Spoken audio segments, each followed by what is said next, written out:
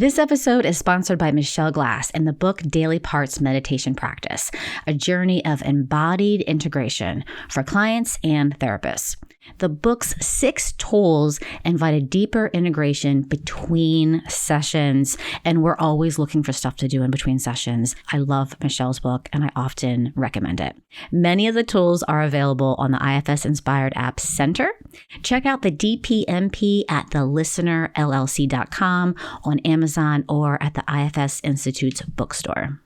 Welcome to Season 6 of the One Inside an Internal Family Systems podcast. I'm Tammy Sollenberger, author of The One Inside, 30 Days to Your Authentic Self. This podcast is for anyone curious about their inner world and who have a desire to connect to that authentic self. Welcome. I'm so glad you're here. I am super excited to bring back to the podcast my friend and IFS founder, Dick Schwartz. Dick, welcome back to the podcast. Why don't we start where we always start, which is where you are in the world and what you see when you look out your nearest window. Well, it's always great to be with you, Tammy, and congratulations on the success of the podcast. Thank you. Yeah. Where I am is at home, where I've been for a couple months now, which is very rare, in the Chicago area, and it's getting cold. Yeah.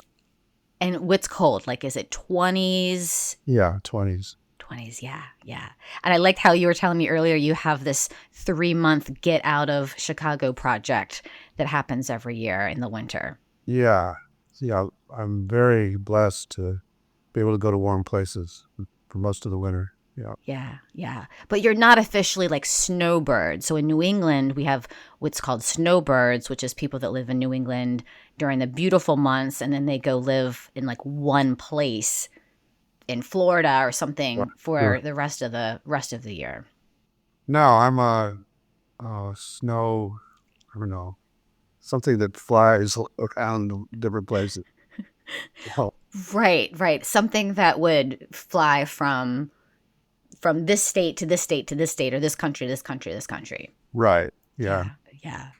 And so I asked you to come on, and I appreciate you coming on again to talk about our mutual friend, Derek Scott, who passed away at the beginning of the year. And we've done a couple episodes about Derek. And so Derek I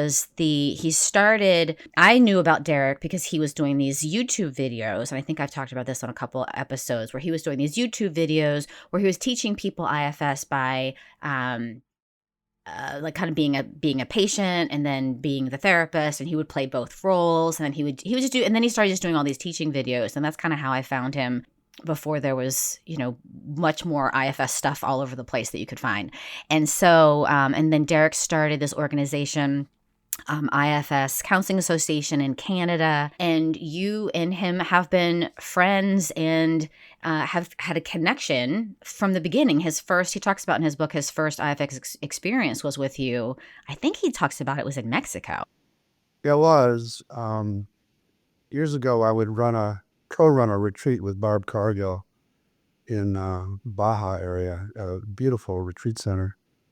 And Derek was one of the first to come down, and we hit it off really well, and we stayed close with some bumps through all those years. He, as you know, he's very bright and really fell in love with IFS and was devoted to bringing it. And like you said, he put together some videos, and we would talk frequently through all that. And then he got frustrated that we weren't moving fast enough to bring trainings to Canada, and decided he would take that task for himself. I asked him not to, and he just persisted. And it's been a very successful program from what I gather. Yeah. And he did a good job of setting it up, and so I'm mixed about it. Yeah, it was a real shock to learn when he told me he was going to die. I mean, in Canada, you can set your date, and that seems very sane to me, but it was still quite a jolt. I'm curious, after that bump, like how did you stay friends with him? Like how was that friendship? Because Derek was always very open about his appreciation for you and the model, and I know that you would still you still had a connection with him. And I'm curious about that because I'm thinking if I asked someone not to do something and they did it, I don't know that I would have a hard time staying connected and friends with them.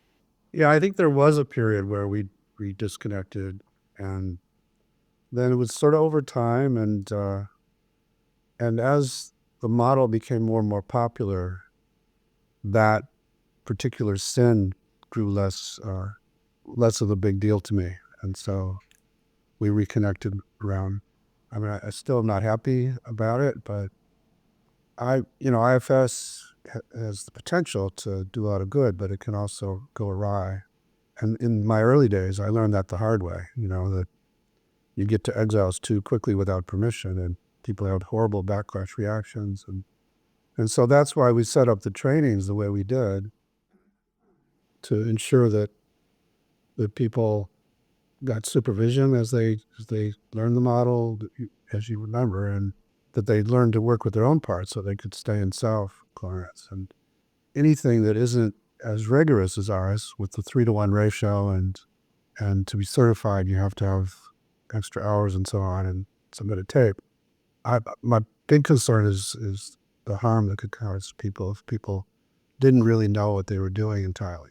So that was the biggest concern, and as I got more familiar with it, it did seem like he was doing a pretty good job of teaching it.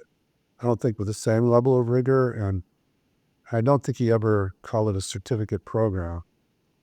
So that helped also, so that people, I think he calls it stepping stones. So it's stepping stones toward a level 1, maybe, I don't know. So all of that helped my parts a bit. Yeah, yeah. He would say, I think he even, at one point I called it a training, and he was like very specific, like, no, it's not a training. Like he seemed to say like, okay, I'm doing this sinful thing, but I'm going to try to do it as nicely as possible. Yeah, and that helped a lot. So, but that's been the concern for, I mean, as long as I've been in the community, there has been some concern about the purity of the model and making sure that, and that as the model grows more and more popular, there continues to be some concern about am I saying that right? Like the purity of the model. Yeah, very much. I mean, there are lots of spin-offs now, and it's a big concern. Again, we still have a big waiting list for our training, so it's not a competition issue. It's much more just, I don't want people out there saying they're IFS therapists that really don't know all the ins and outs of working with traumatized exiles. So, and there's, only so much we can do about it, and only so much time and energy I can spend on this, but yeah. Well, I appreciate you sharing that this isn't about, it's not about a competition, or it's not about, we want to make sure, like IFSI, the IFS Institute, wants to make sure that, you only get trained through IFSI because whatever reason, like it's not a competition, but it's like we want people to not do harm, and we want people to be trained. And like if I say I'm an IFS therapist or an IFS practitioner, that means something, and people can be safe with me knowing that I know the model. Yeah. Not to mention names, but there is a group that's planning to launch a training with someone that they will say is a certificate program, and they'll have, I don't know, hundreds of people for one trainer, and yeah, it's scary to me. Yeah, I mean, can you imagine like the Dick of 40 years ago when he was starting this model to now have this problem that it's so, not that you wanted to control it, but it's gotten so big that it's so not out of your control, but it's so out of your control now that someone can start a training program or certificate program. And yeah, and some of our concern is based on reports we're getting of people having bad reactions because the person wasn't a level 1 trained therapist. And Wow. Okay. so, yeah, there's good reason to be concerned about it. And, I come from a big medical family. My father and 3 of my brothers are physicians, and there's that first do no harm ethic that was pounded into me. So, and, if we wanted to do something like these people are doing with hundreds of, we could easily do that and make a lot of money, but we're going to keep it at 36 with the 3 to 1 ratio. So, Yeah. Like hundreds of people in one training? yeah, yeah.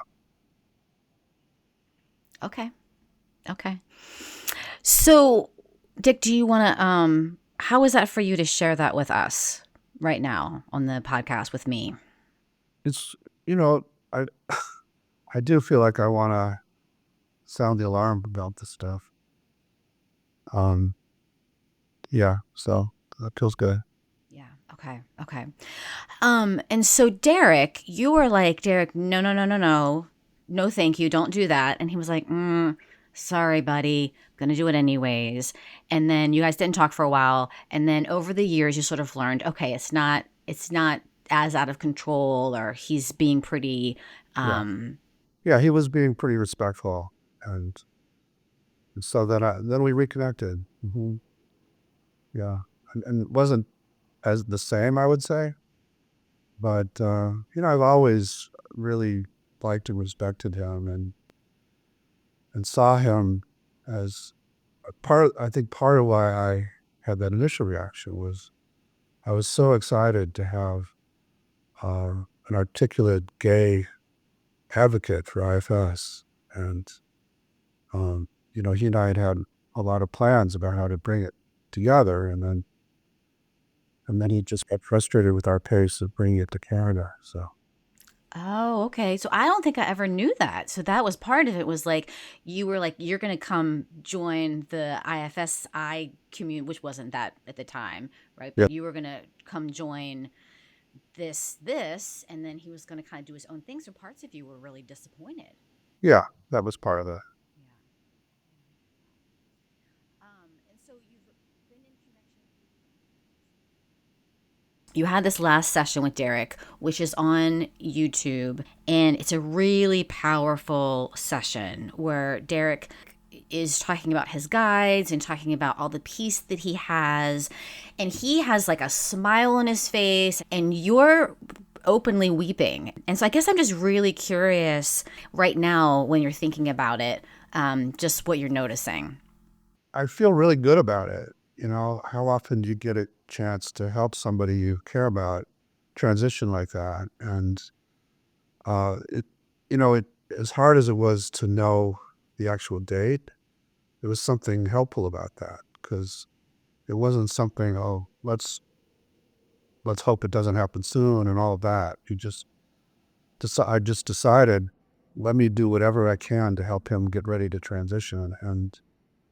And as you say, connecting with his guides really helps. And that's, I'm considering writing a book on the full story of the spiritual side of IFS, and including a lot about guides. And Wow. So something in you has very shifted, Dick, because I remember when you were like, la, la, la, la, la, we're not talking about the spiritual side. yeah, that's true. I think it's a combination of me getting old and not caring so much, and the popularity of IFS.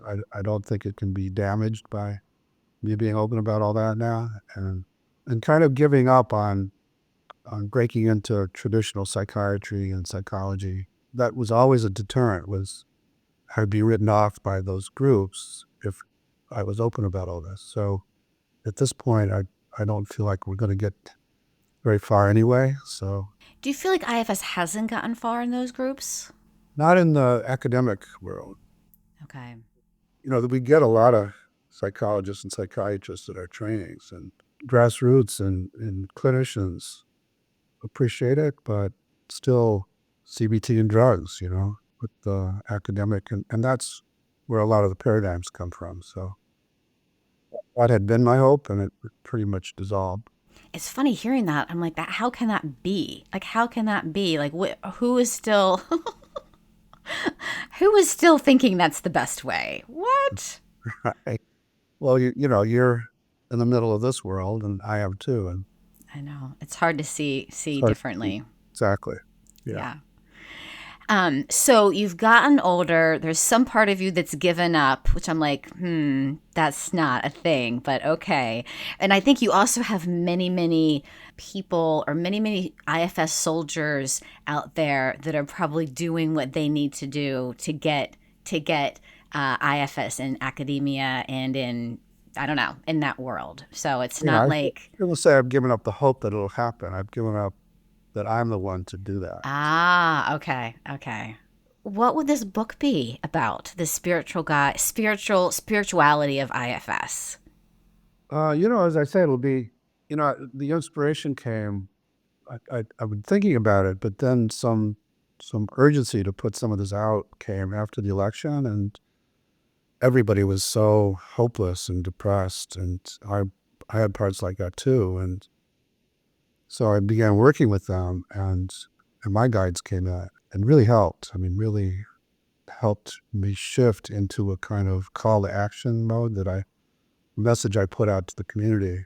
And I've felt much better ever since. And basically the message is, yeah, this is going to be a big challenge now, a bigger challenge. And there are a lot of burdened people that are running things now.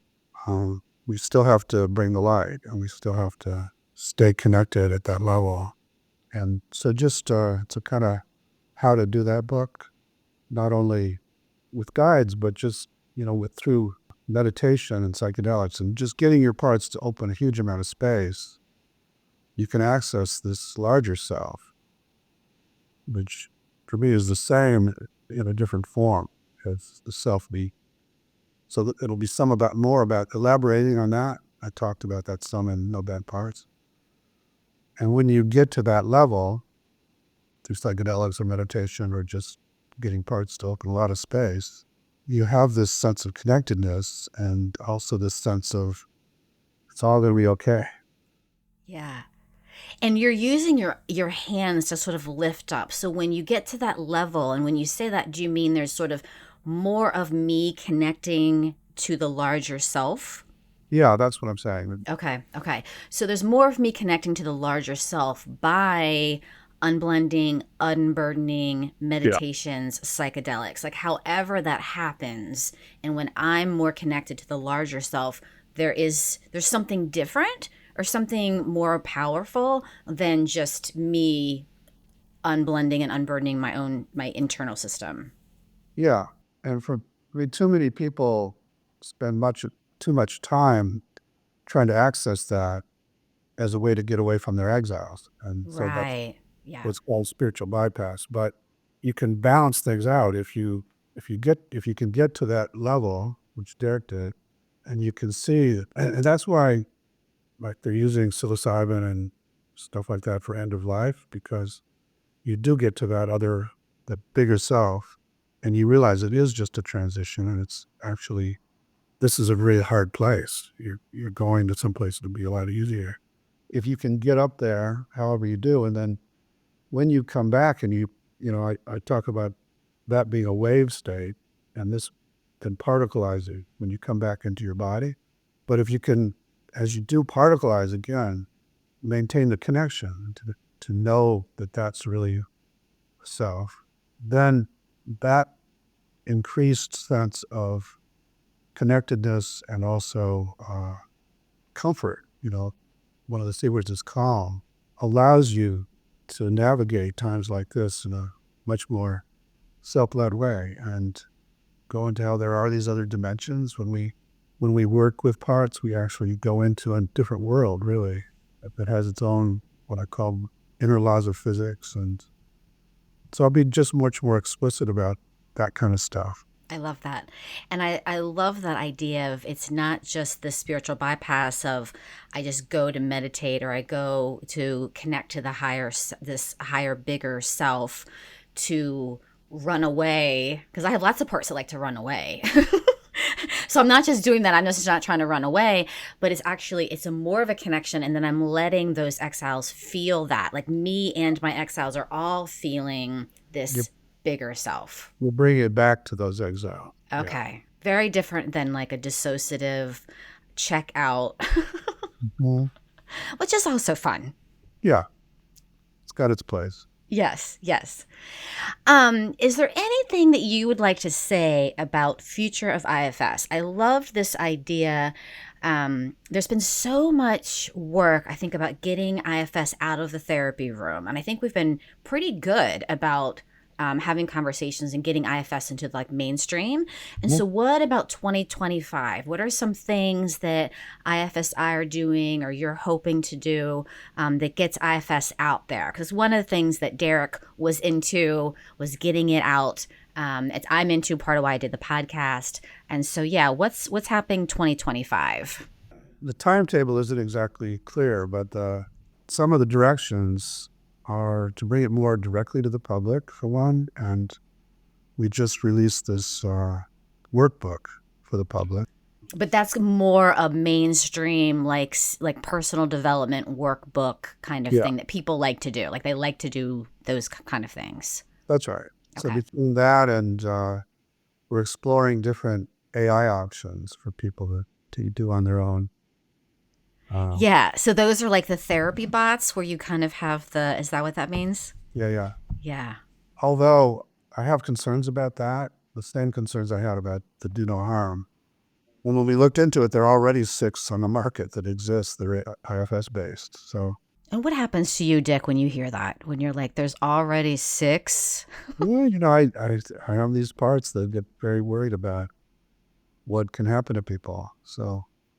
But we may use AI to augment the trainings and as something people can use between sessions to help them keep going when they're doing IFS therapy. So stuff like that is one tentacle. We're also, I've been focused a lot on bringing this to leaders. So I've been personally working with a number of social activist leaders that some names you probably would recognize, to do their activism from self and to work with their righteous parts and the parts that get scared and parts that burn out. And that feels really good. That feels like indirectly having substantial impact on things. So not only social activists, we launched this coaching training so that coaches can bring it to leaders.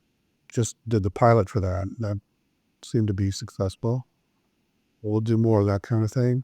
How are you feeling about that? That's the other big thing that happened this year was the changing of the IFS Institute, the training, level 1, level 2, level 3, being for like licensed, I don't know if it's just licensed therapists, but it's not just for anybody. Like anybody could do it before. And so now we've really delineated, is that the right word? Kind of what training is for the right person. So this is the right, like kind of right training for the right person is the coaching track now. How has that been for you, Dick? Because there's been a lot of turmoil and talking and it was really challenging because so many people feel disappointed and angry about the decision. If for so long the doors were wide open and then we say no, of course they're going to be upset, especially since we didn't really have an alternative to offer them at the time. But that's partly why we developed the coaching program, and we're going to develop 3 or 4 other alternative programs for that population. It's just, again, it's really this first do no harm thing. People with no training as a therapist, some of them are great, and I would trust them to do it, but some of them don't, and they don't have boards that they report to. So if things do go badly, the person hurt is kind of out of luck in terms of how they can, who they can complain to. So it was a really hard decision. And as I say, there's still a lot of turmoil about it. What about for you though? Like, do you feel like there's turmoil for you? There's turmoil out here. But how is it going for you since IFS has been your baby, and there's people I know that you personally are that are hurt? Does it just feel very clear to you that this is do no harm, and that's what we're doing, that's what we're focused on? Yeah, it's clear. That's all clear to me. It's very hard that so many people are angry with me and hurt by me. That I take very personally. So that's why it was such a hard decision. Anything else you want people to know? Anything else that's exciting that's happening that you want people to know? Yeah, well, there are these other uh, initiatives. Like we're gonna try and expand. Have you ever had Joanna Satori on? Yes. Yeah. Yes. So we want to collaborate more with her and support her work more and bring it to education. I think it's really, really exciting. Joanna has a whole thing for IFS and teachers and in school systems, and what a huge impact if you have a teacher that understands IFS and multiplicity and self, and then can treat her children, the children that she teaches, and teach that. And it's the one teacher in one school. Like, think about the impact that would have on the other teachers and the kids and all the kids. And yeah, amazing. Yeah, and it's part of the larger vision, which is for IFS to replace the current understanding of the mind that leads to so many problems and is why we're in this mess. With this sort of much more non-pathologized and uplifting view of the mind. And so if a kid gets bullied in school, instead of exiling the part that got hurt, they'll go to the part immediately and embrace it, and they won't wind up being burdened. So that's some of the larger vision of making a real cultural shift that way.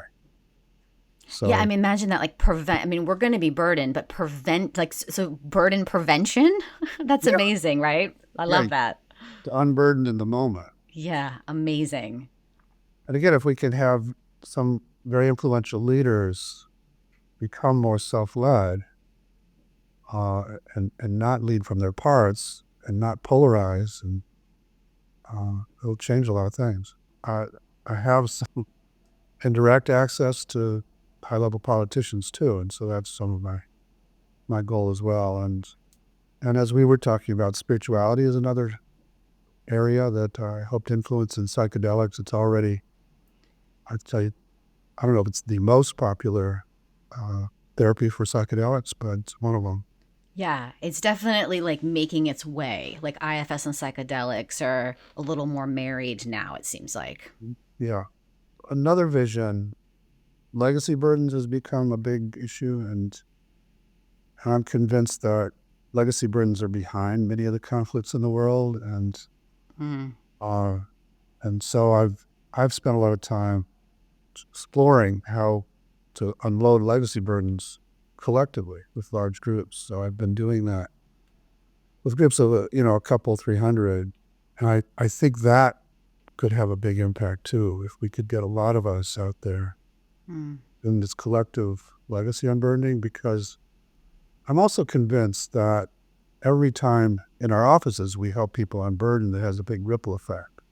It's not just doing that for the individual client, but there is the earth is kind of covered by this darkness, these burdens, and we're chipping away at that as we unburden in our offices. And with some people, the cloud of a burden is massive.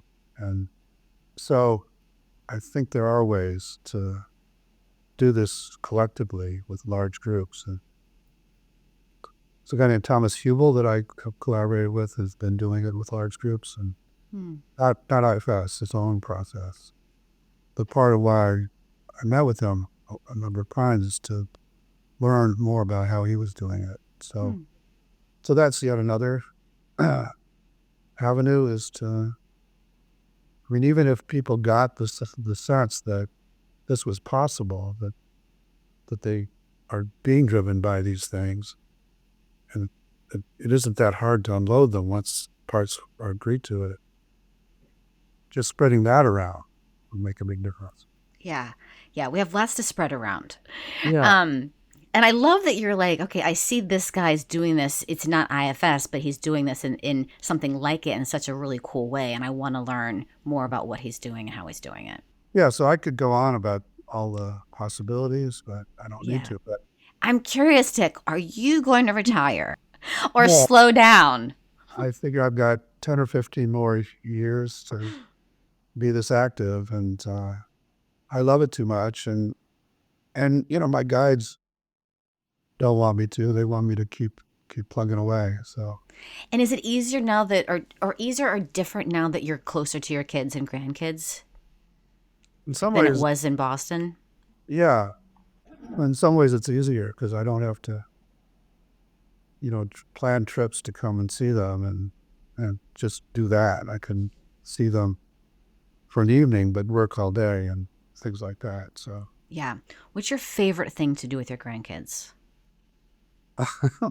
but they're at an age where they're not that interested. The older ones aren't that interested in us, so it's to let them run wild in the house and scare them in different ways and Scare them? What do you do to scare them? be the boogeyman, chase them around. So, and then some of them are just arrived. So there's one that's 3 months and one that's I think 5 months. So Oh my goodness. yeah, it's nice to just hold them. Mm. Yeah, we don't scare those ones. We just snuggle them. That's right. Yeah, I love it. Jeanne was on a couple weeks ago, and I asked her about your first date, and she reminded me about you guys. You had told Henry that when we met in Colorado that you had a long distance relationship for a little while, and so I remembered that, and so I'm curious if your take on your first date. So she talks about how you guys just built this lovely friendship over the phone, and then you went out to dinner in New York City, I think. So do you remember that, or what do you remember about that? About the date in New York City? Yeah, or anything about that. Like, were you Yeah, pursuing her? I About your courtship. Tell me about your courtship. yeah, I don't know how much she told you, but we met at a workshop that I was leading. She told you that? Yes. Yeah.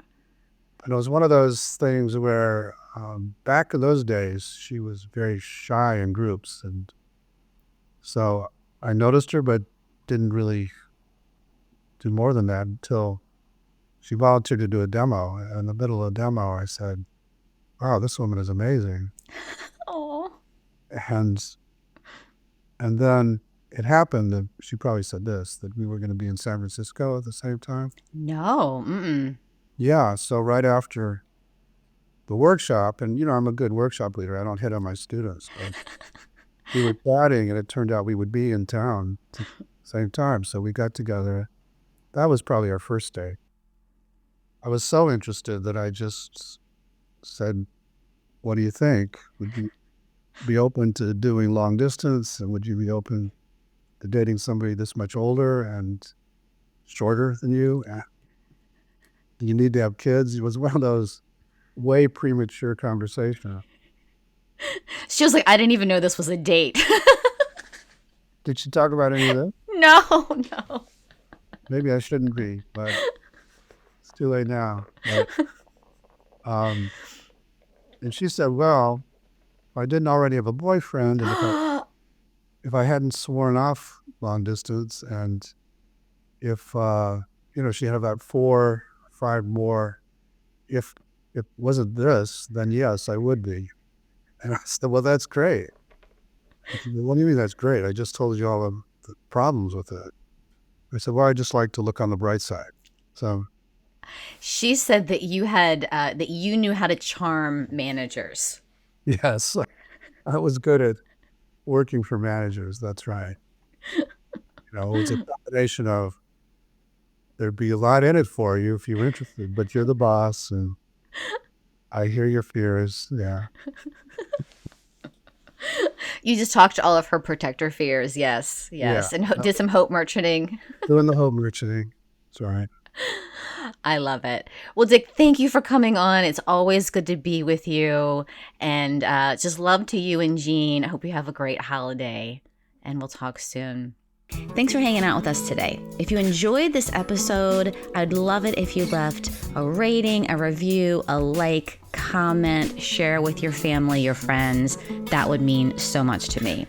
My book is available at your favorite independent bookstore or on Amazon. You can visit my website, tammysallenberger.com, or you can download a free Get to Know a Should part of you. You can follow me at IFS Tammy on Instagram and at The One Inside on Facebook and on YouTube. Jeff Schrum co-produces The One Inside, and I am forever grateful for Jeff. Also thankful for Jack Reardon for creating the music, and just thank you for listening. 6 seasons, over 1 million downloads. I cannot tell you how much I appreciate you in this community. I'll see you next time.